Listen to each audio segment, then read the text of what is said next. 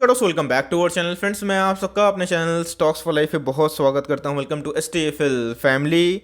DFL बस आप मेरी खुशी से ही अंदाजा लगा सकते हैं कि IRCTC में जो स्प्लिट की न्यूज़ है कंफर्म हो चुकी है। प्रीटी मच श्योर आप तक ये खबर पहुंच गई होगी। एक शेयर के बदले मिलेंगे 5 शेयर, लेकिन दोस्तों इससे कंक्लूजन मत निकालिएगा, बिकॉज मैं इसलिए वीडियो नहीं बना रहा हूँ। वीडियो दोस्तों मैं इसलिए बना रहा हूँ क्योंकि इनके नंबर्स भी आउटस्टैंडिंग हैं, और साथ ही साथ दोस्तों मैं आपको रणनीति बताऊंगा। और इधर पे एक बहुत ही स्मार्ट मूव मैनेजमेंट ने खेला है, और मैं इधर पे साइकोलॉजी रीड करने की कोशिश कर रहा था कि अभी के टाइम मैनेजमेंट ने स्प्लिट क्यों अनाउंस किया और इससे बेनिफिट क्या मिलने वाला है। और दोस्तों इधर पे अगर आपने फ्रेश एंट्री नहीं की, मैंने आपको बहुत बार कंटिन्यूसली एक ही बात बताई है। जब IRCTC 1300 के भाव पे था, 2000 के जब ऊपर गया, तो मैंने उधर पे भी बताया था आपको बाई करनी है। जब 2200 का न्यूज़ आता है स्प्लिट का, तभी भी दोस्तों मैंने बताया था कि आपको बाई जरूर करना है, बिकॉज लॉन्ग टर्म इन्वेस्टर के लिए पोस्ट स्प्लिट और प्री स्प्लिट कुछ नहीं होता है। उधर पे आपको पकड़ना होता है क्वालिटी स्टॉक। तो जी हाँ दोस्तों, IRCTC की बात की जाए तो एक मोनोपोली डेट फ्री कंपनी है, लेकिन यस इनके नंबर्स डिस्कस करेंगे, उसके बाद रणनीति। बिकॉज बहुत लोग एवरेज भी नहीं कर पा रहे हैं, उनको लग रहा है कि ये बबल जोन में है। तो क्या सही है बबल जोन में है, बिकॉज प्राइस बहुत भाग चुका है। और साथ ही साथ दोस्तों मैं क्या करने वाला हूँ उधर पे एकदम चीज़ करूंगा क्रिस्टल क्लियर, और आपको बहुत ही हेल्प मिलेगा इस वीडियो से। चैनल में फर्स्ट टाइम होंगे सब्सक्राइब कर सकते हैं इस तरह क्वालिटी कंटेंट को सबसे पहले एक्सेस करने के लिए। Now without dealing any for time, let's begin. इस मार्केट आवर्स में ही नंबर्स हमें देखने को मिले और मार्केट ने इसको बहुत चीर किया। बात की जाए दोस्तों तो इनका जो फेस वैल्यू 10 के आसपास था, अब कितना हो जाएगा 2 के आसपास। तो मतलब दोस्तों अगर आप देखें तो रफली आपके एक शेयर बन जाएंगे 5। तो आपके पास जितने भी शेयर हैं उसको आप 5 से मल्टीप्लाई कर लीजिएगा, उतने बन जाएंगे। लेकिन दोस्तों उसी रेशियो में आपके शेयर की जो वैल्यू है वो कम भी हो जाएगी। लेकिन इससे लॉन्ग टर्म में कैसे बेनिफिट होगा वो भी मैं बताऊंगा। फ्रेंड्स ये तो हो गई, चलिए स्प्लिट की न्यूज़ की एक के बदले मिलेंगे 5। अब एक बार देख लेते हैं कि इनके रेवेन्यू कैसे देखने को मिल रहे हैं, जो कहाँ से आता है। टोटल इनकम जो हमें देखने को मिलता है, रेवेन्यू फ्रॉम द ऑपरेशन और अदर इनकम। तो गैस अदर इनकम की बात की जाए तो उतने मायने रखते नहीं है, क्योंकि इनकी रेवेन्यू फ्रॉम द ऑपरेशन कैसे देखने को मिल रहे हैं ये बहुत इंपॉर्टेंट होता है। तो फ्रेंड्स देख सकते हैं कि 156 करोड़ से, सारे फिगर्स रुपीज इन लैक्स है, उसको मैं करोड़ में कन्वर्ट कर बता रहा हूँ कितने हो चुके हैं 257। तो आप देख सकते हैं गाइस कि हमें रेवेन्यू में अच्छी खासी उछाल देखने को मिल रही है। याद रखिएगा कोविड का सेकेंड वेव था, फिर भी इनके ट्रेन ऑपरेशनल काम कर रहे थे। ऑल्दो आप देखिए क्वार्टर क्वार्टर बेसिस पे 358 से कितने हो चुके हैं 257। लेकिन दोस्तों इधर पे कोविड का इम्पैक्ट उतना नहीं था। लास्ट क्वार्टर की मैं बात बोल रहा हूँ जो जनवरी फरवरी मार्च का महीना था, लेकिन इसमें कोविड का सेकेंड वेव देखने को मिला था। तो उस हिसाब से इन्होंने जो रेवेन्यू है वो काफ़ी हेल्दी पोस्ट कर दिए हैं।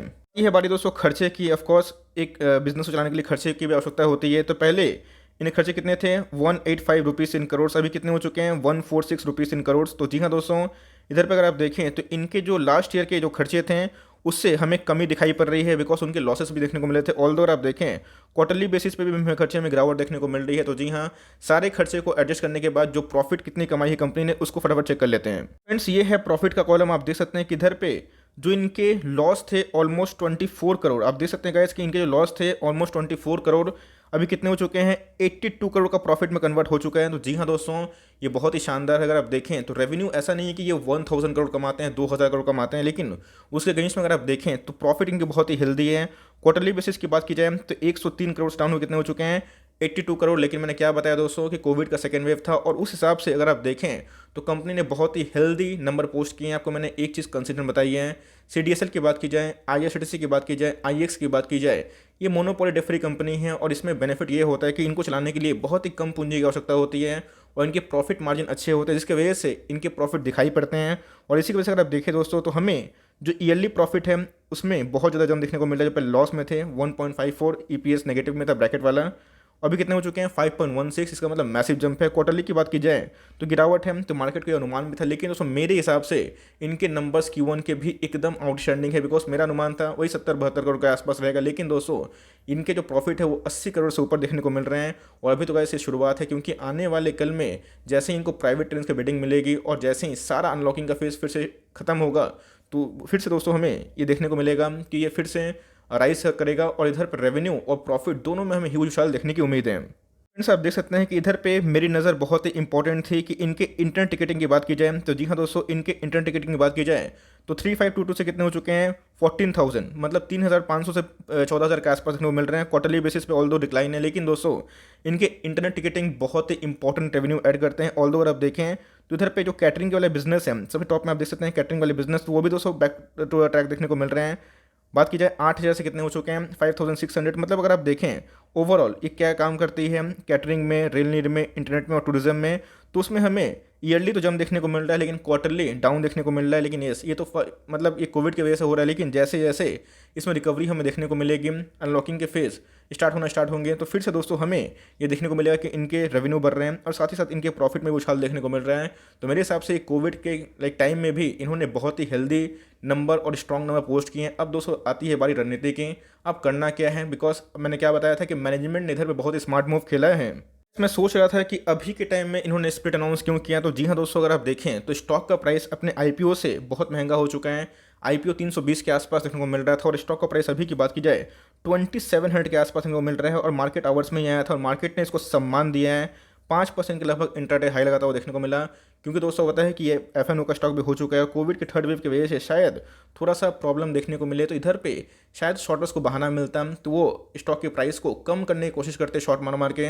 इसीलिए गाइस मुझे ऐसा पर्सनली फील होता है कि मैनेजमेंट ने बहुत ही सही टाइम में इसको टुकड़ों में बांटा और अच्छा किया कि 1:10 नहीं दिया, वरना बहुत ही छोटा प्राइस हो जाता। लेकिन दोस्तों 1:5 देने के बाद ये प्राइस बहुत ही अट्रैक्टिव हो जाएगा और मेरे हिसाब से एक्सिट आते आते ये 3000 के मार्क को शायद छूने की कोशिश करे। तो उधर पे अगर आप देखें तो वही स्प्लिट के बाद अगर आप डिवाइड करते हो तो वही आपको 600-700 के आसपास रखने को उम्मीद है। तो उधर पे प्राइस बहुत लो भी नहीं रहेगा, बहुत हाई भी नहीं रहेगा और उसके बाद इनके ऑपरेशन अगर ठीक ठाक रहें तो जल्दी दोस्तों ये फिर से 1000 के मार्क को छूने की कोशिश कर सकता है, ऐसा मेरा अनुमान है। क्योंकि जैसे जैसे अनलॉकिंग के फेज आपको पता है कि जो कोरोना वायरस की वजह से डिले देखने को मिल रहे हैं, वो स्टार्ट होंगे, उसी हिसाब से इनके बिजनेस भी राइज होंगे और तब दोस्तों ये स्टॉक बहुत लोगों के लिए अफोर्डेबल भी होगा और साथ ही साथ दोस्तों इसको बहुत लोग शॉर्ट भी नहीं कर पाएंगे। तो मेरे हिसाब से गाइस ये इनकी मुझे ऐसा पर्सनली फील होता है कि इनकी रणनीति थी और यही इनकी साइकोलॉजी थी।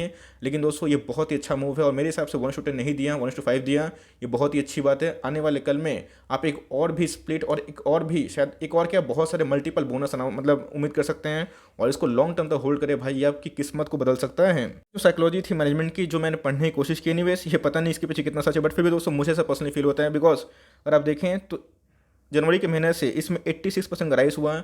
तो भाई अगर आपने बुरे टाइम में स्टॉक को होल्ड किया और एमओएस पे खरीदा मार्जिन ऑफ सेफ्टी पे, तो भाई आपको रिवॉर्ड ज़रूर मिलता है।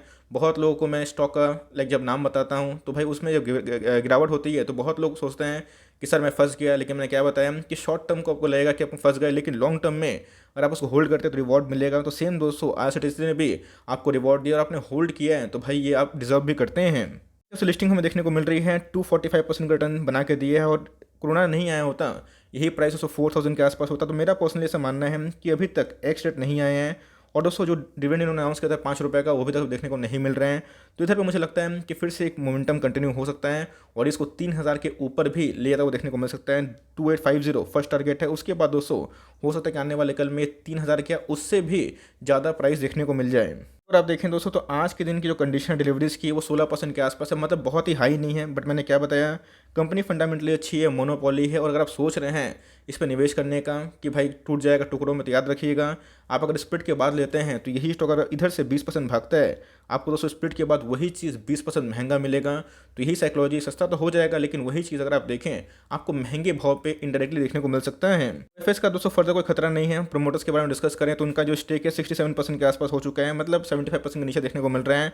एफआईएस की बात की जाए, डीएस की बात की जाए तो उनका भी स्टेक पहले से बहुत बढ़ चुका है, 8 से कितना हो चुका है 11। आप देख सकते हैं कि 8% एफआईएस का स्टेक, 11% डीएस का स्टेक। और पिछले कुछ समय से अगर आप देखें तो भाई पब्लिक ने प्रॉफिट को बुक किया और मैंने एक ही बात बताया कि लॉन्ग टर्म में अच्छे स्टॉक को जनरली प्रॉफिट बुकिंग मत करिए, उसको लॉन्ग टर्म का ही रखिए। ट्रेडर अगर आप है तो आप प्रॉफिट को बुक कर सकते हैं, लेकिन यस इसमें आने वाले कल में दोस्तों और भी ह्यूमंगस रैली होने की उम्मीद है।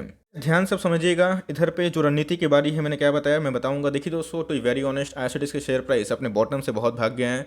अगर आप देखें तब अपने बॉटम से 1300 से आपको लगेगा कि बहुत रैली हो चुकी है, लेकिन अगर आप कोरोना के पहले देखें तो मात्र 220 से 22% की रैली है। बिकॉज कोरोना के पहले यही स्टॉक आपको 2000 का लगभग देखने को मिल रहा था।